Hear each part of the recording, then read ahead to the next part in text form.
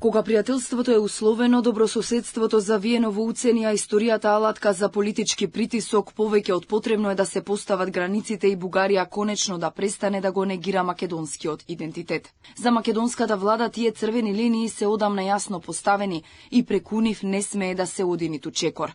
Во една ситуација на зголемени тензии помеѓу Скопје и Софија, премиерот Христијан Мицкоски е дециден, нема отстапување, особено кога станува збор за идентитетските прашања.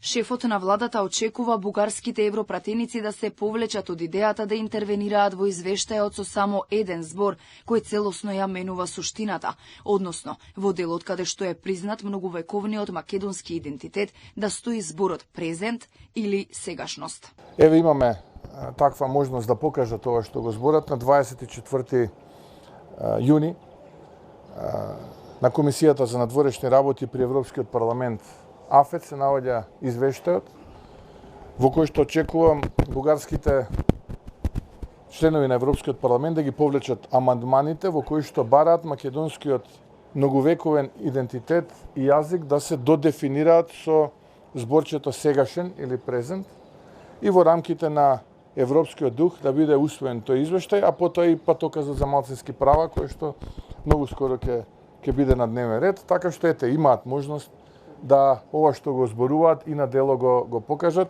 Изјавите од Софија продолжуваат да бидат нејасни. Од една страна претседателот на Бугарија вели дека нема блокада, но од друга страна тие формулации што задираат во јазикот и идентитетот се една од најголемите уцени за Македонија.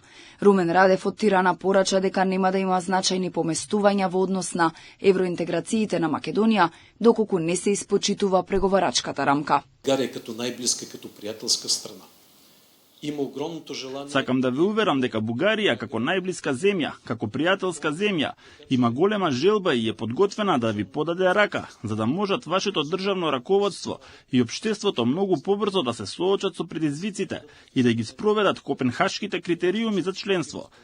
Постои преговарачка рамка од 2022 година, европски консензус на сите земји членки и владата на Македонија, така што Бугарија никогаш не поставила и нема да постави услови надвор од тој договор. Председателката Силјановска Давкова пак посочи дека верува во регионално единство и повикува на јасен, силен, единствен глас, што ќе ја обликува нашата заедничка иднина во Европа. Европската унија побара од неколку тинк-тенкови европски, меѓу кои и Елија Меп од Грција, да изработи анализа и да предложи решение за надминување на опасноста од билатерализацијата, односно за употреба и злоупотреба на ветото во процесот на проширувањето.